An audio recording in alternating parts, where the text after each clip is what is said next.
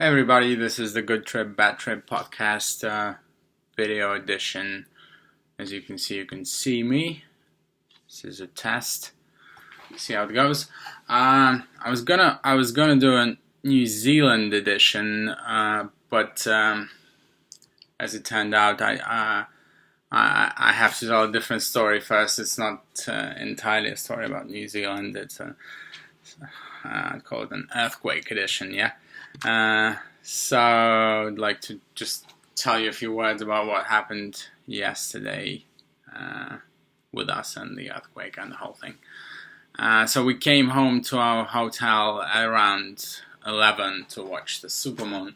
We were actually pretty excited about this thing, about the supermoon. We specially booked a hotel on the ocean front on the east coast, which was supposed to give us really good views of the big moon. For those of you who haven't heard about it, who don't know what it is, the moon is closest to the Earth in like several dozen years, so it was supposed to be really big and bright and everything. And we rented out a really nice Art Deco hotel on the ocean front. And looking back at it, how much of a moron do you have to be to do that? To rent a hotel on the ocean front for the supermoon, provided that supermoons are often connected with earthquakes, and New Zealand is an earthquake zone. Well, apparently you have to be this much of a moron, because that's what I did. Supermoon itself was really a disappointment. It wasn't so big to begin with, and there were lots of clouds, so we couldn't really see very much, to be honest. And after a while, we just got bored with it. It was a busy day. Lots of things happened before then, and we just went to sleep after a while. So went to sleep about 11, I guess. And the first shakes happened at about 12:02. The epicenter was actually on the South Island. We were on the North Island at that point. The epicenter was on the South Island, and in a place where we were just about 1 week ago. So we were pretty far away from the epicenter, but we could still feel the shakes. But the first shakes we woke up with, and we just kind of woke up simultaneously and just looked at each other like, what was that? And we knew we knew earthquakes did happen in New Zealand, but we just, you don't, first thing, you don't really believe it when it happens to you. And so it's like, what was that? And we've been on so many boats in the last few days that you have a kind of different perception of your perception of how the earth should feel under your feet kind of changes a little bit, and you feel a little queasy sometimes. You feel a little shaky. So Alton and I got off the bed, and she's like, it feels different, but maybe I'm just imagining things. So we looked up at the chandelier on the ceiling, and it was shaking a bit from side to side. And she's like, the chandelier is shaking. I'm like, well, this is the air conditioning unit is located right opposite to it, and it's working. So it's probably just the airstream from the air conditioning unit. Let's just turn it off. I'll balance the chandelier. The air conditioning is off, so yeah, everything's good now, right? Right.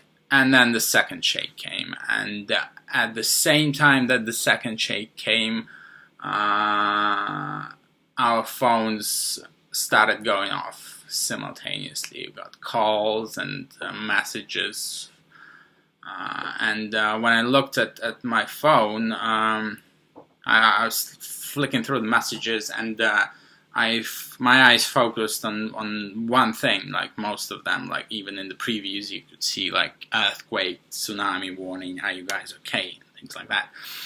So yeah, and well, of course, I didn't really have any time to answer any calls. We just looked at each other, just kind of grabbed our passports, put some clothes on, and ran down the stairs to reception. There was no one at reception.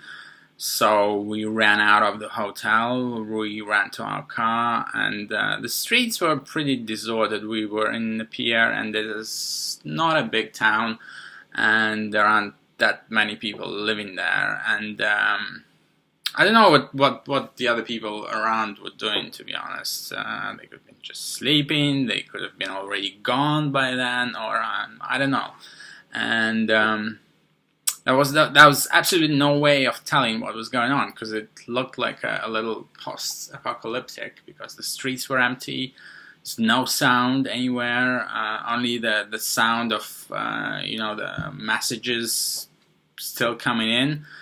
And we remembered from a leaflet that we saw in the previous apartment that we were renting in Wellington, which we were lucky to not have been in Wellington, because we were there just the day before, and we were lucky to have left it, because Wellington got shaken up pretty badly. And we remember that in case of earthquake, you are safer indoors. However, in case of a tsunami, you should get to high ground. And by high ground, what is meant by high ground is to just go uphill, just go somewhere where the waves going from the ocean cannot reach you. And as we drove out of the parking lot where our car was parked, I was trying to figure out where the hell this high ground might be around where we were.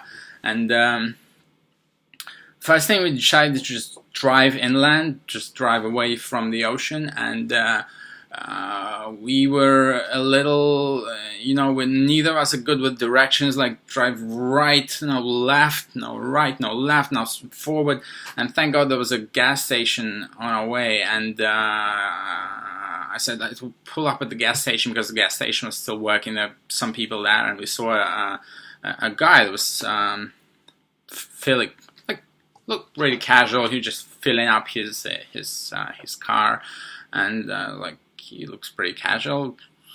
Probably is a solid joke or something. I know has nothing happened. I ran up to him and I have you heard anything about the earthquake? He's like, yes. And could there be a tsunami? He's like, yes. He was acting really calm though, and that kind of calmed me down a bit. I was like, you think we should get higher up? He's like, yes, definitely. Sorry, I hope no one from New Zealand is hearing this right now. It's my best attempt at a New Zealand accent. It's really very endearing. I love the way you guys speak. He then gave me some instructions of where the nearest hill was, and where we would be safe. He himself, for some reason, said he would be driving to Wellington, but I'm not sure why he would be driving to Wellington, because that was in the direction where the shakes came from. However, still nobody else we met on the way, and it felt kind of surreal not seeing anyone, and just with the messages kept pouring in from friends were writing that there's an earthquake. We started piecing together the information, and we learned that there was an earthquake on the South Island. And when we arrived at the high ground, we saw that we were not alone.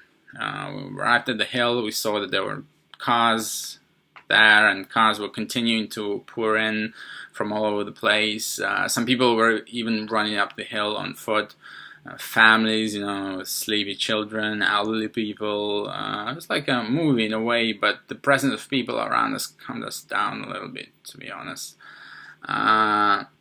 So we started flicking through the radio channels and got the news. There has indeed been an earthquake, and the epicenter was on the South Island, close by to where we were just a week ago. Some aftershocks were being felt across the two islands, but the biggest question on everyone's mind was, will there be a tsunami? There was no definite yes or no answer from anyone, not from the Coast Guard, not from the civil defense. They were just kind of stalling a little bit, just saying, yeah, there might be a tsunami, and there has been an initial wave, but more waves might be coming, and the initial wave is not necessarily the biggest wave. So the advice for everyone along the east coast of both islands was to go to high ground, and our hotel was located basically like right on the ocean front, I mean, a few hundred meters from the ocean. So we definitely didn't want to go back there. For a few hours,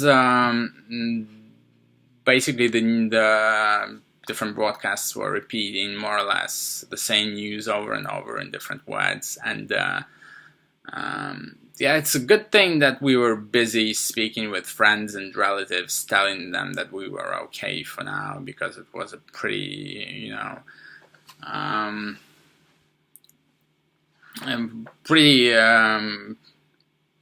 the time was not really. You didn't have any information, didn't know what exactly you needed to do, you didn't know if you were safe to go back, if you were safe where you are, if you had to drive further inland. But there were people around us, we had people to talk to, and we were kind of waiting for more news to come. And for a while we didn't, to be honest, we didn't even know if we could, it's pretty chill, it's still pretty chilly outside, like maybe 11-12 degrees, and we still, and our gas tank was close to empty, so we didn't have a lot of gas, so we didn't know if we would have to use any more gas to drive further inland, and we weren't so sure if we could start the car and to just keep running to keep ourselves warm. It was kind of an adventure, but I'm not gonna shit you, we were scared, and nobody knew anything for sure. That was the worst thing. Nobody knew anything for sure. People were talking to each other, but no one had any real information. It was just like sit and wait. This was the whole message. And the tsunami warning actually remained in effect until I think like 5 or 6 a.m. and finally we just got out of the car, decided to stretch our leg and warm ourselves up a little bit, and went for a walk just around the hill, not going down. But when we came back, we saw that the cars started driving away, and one of the people who was there was listening to the broadcast, told us that the tsunami warning has been lifted and we could go back. When we got back into the car, we switched on the radio and we still listened to the news for a while. We had to hear for ourselves that the tsunami warning has been lifted. It's been downgraded to like a marine threat, so basically meaning that you're not supposed to go out on the beach or go, canoeing or whatever. We drove back to our hotel, basically packed up our stuff and just started driving away from the ocean.